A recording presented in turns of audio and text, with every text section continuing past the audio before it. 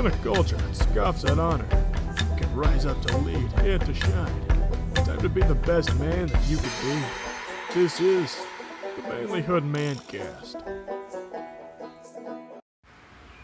Guys, welcome to the Manlihood ManCast. I'm your host, Josh Hatcher. Listen, today's episode, we're going to be wrapping up our 5-part series on things that men don't like to talk about. And we've talked about some pretty uncomfortable stuff. We've talked about our feelings. We've talked about porn and masturbation. We've talked about domestic abuse. We've talked about sexual abuse. We've talked about a lot of things. And it's uncomfortable because we don't like to talk about them. Hence the title of this series. Today we're going to talk about one more of those. And it's about our past. This one might not necessarily feel quite as serious or as dark, maybe as some of these other things we've talked about. But it does matter. It does matter a lot. There's a reason we don't like to talk about it. And we'll get into that in just a minute, right after this. Hey man, I see you. I see your fire going out. I see your marriage barely holding on. I know you're broke, wore out, and at the end of your rope. I've been there. It sucks. Sucks the spark right out of you. Till all you have is a pile of wet wood. It feels like it's never gonna burn. I can't fix your problems. I can't make her love you again. I can't lose 50 pounds for you or fill your bank account. But I can remind you of who you are. I can share some of my fire. I can help you make a plan to get your life back on track. So let's go. Let's do this. Let's reignite our lives. There's a lot at stake. No one wants their marriage to end in divorce. No one wants to wallow in despair or to the dark places that follow. So let's do it. Let's reignite our lives. Let's reignite our passion, our marriage, our health, our career, our dreams, our mindsets. Get reignite today.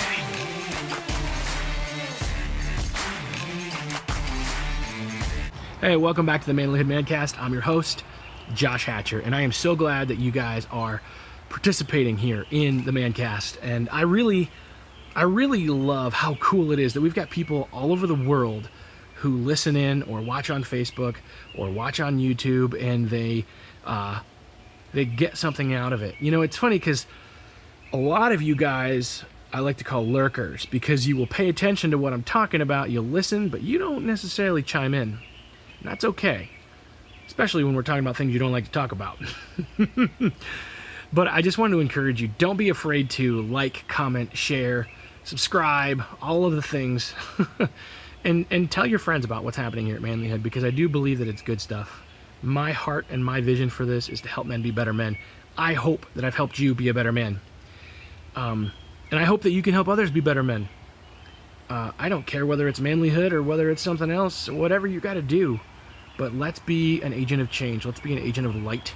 Let's be the thing that makes life better for the people around us. Let's reclaim what it means to be masculine, what it means to be manly, and not view those things as bullies or view those things as sexist or racist or homophobic. We don't even need to think about all of that stuff. What we need to do is we need to be kind.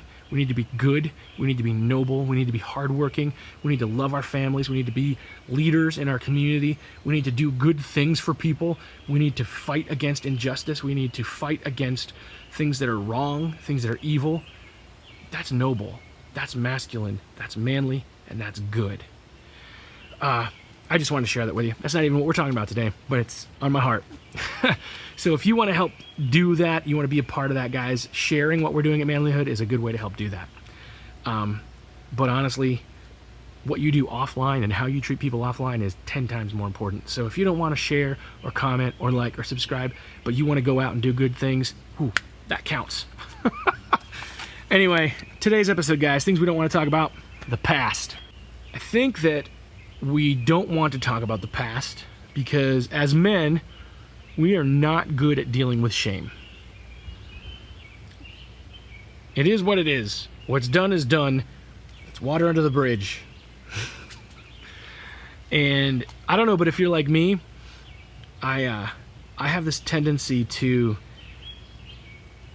replay conversations I'll go to bed at night. I'll try to fall asleep. Actually, I do this wrong. You guys are, those of you who are like, oh, I can't believe you do it this way. I'm going to be honest with you. My brain works a certain way, and I know how it works, and so I have to kind of cope with that. If I go to bed at night, conversations that I had 20 years ago, 10 years ago, will just come to mind, and I have like this auditory kind of memory thing. If I was sitting in a class and taking notes and drawing pictures or whatever, I could literally play back the teacher's lecture in my head while I was taking the test and listen to it and answer the questions. And so that haunts me at night when I'm laying there in bed and I remember this conversation I had with somebody when I said something really harsh. I hurt somebody's feelings, or I pushed somebody out of my life, or I offended somebody, or maybe I didn't mean to do something wrong, but they took it wrong, and their words that came back at me replay in my head, and I can hear them. So honestly, when I go to bed at night, sometimes I just watch TV till I fall asleep. Should I? Probably not. Oh well. This is life.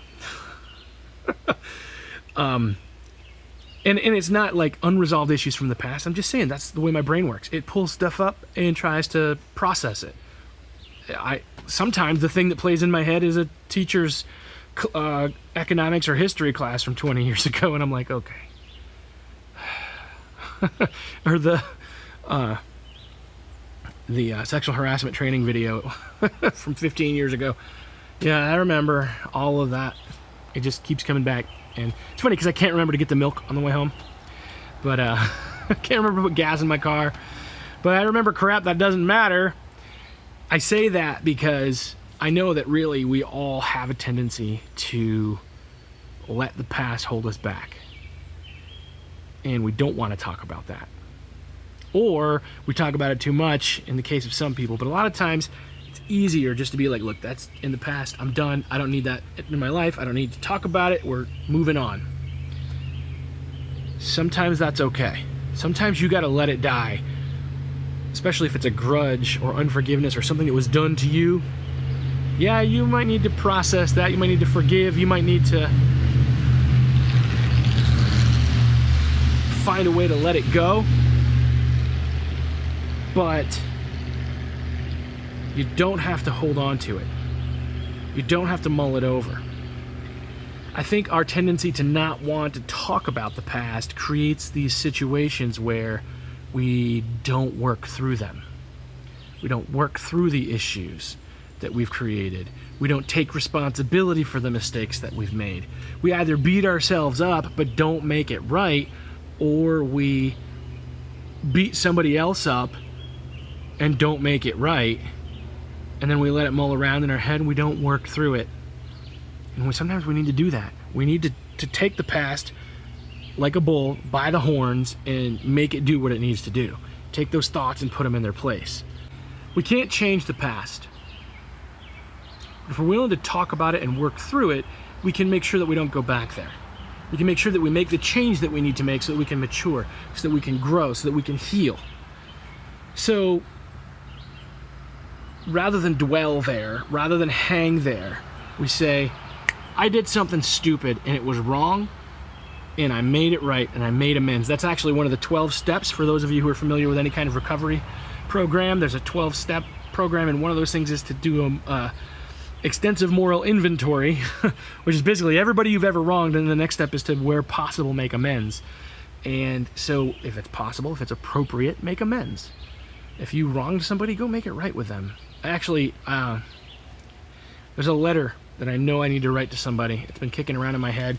I know that it would not hurt this person to get the letter, and so I need to send them that letter. I need to write it up and send it. I kind of keep putting it off. It's time to do that. This is a good reminder for me that I need to make that right with that person. But there might be people that you've hurt that the best thing is to maybe write a letter and then burn it and not give it to them, and never have contact with them again, because you know that what you did was wrong enough that you really just don't have a right to speak to them or a right to show up, because really you just wound them all over again. And guys, like, when we talk about the past, it's so broad, because we're talking about our own mistakes, but we're also talking about mistakes that were done to us. And sometimes There may be someone who wronged you that will never, ever admit it or try to make it right. They may never try. Men, that is up to you to forgive. It may need to be confronted.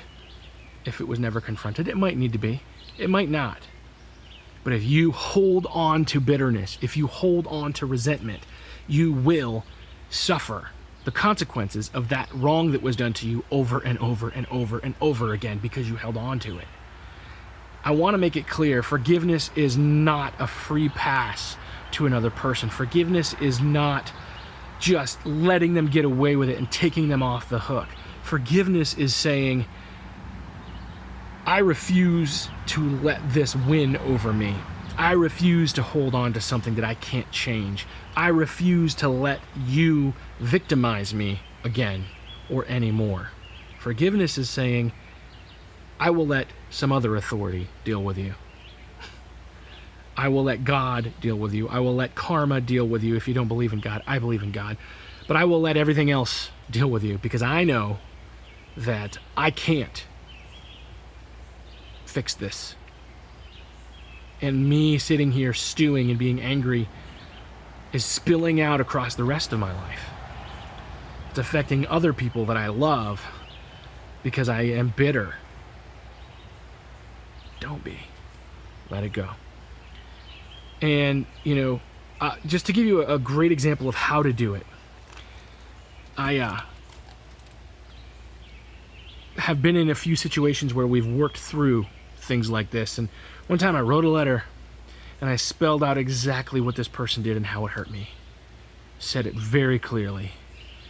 The things that this person did to me, how it made me feel, how I was angry. And then I wrote, I choose to forgive you even though I don't feel like it. I choose to forgive you and to let it go. Took the letter, put it in an envelope, wrote the person's name on it, went outside, and I burnt it. I wasn't going to give that letter to that person because I knew. Now, there is a time and a place to address things with some of these people. Sometimes you need to tell someone that you forgive them. Sometimes telling them that you forgive them when they don't understand it at all is not going to make it any better. And so you've got to think about that and weigh that option.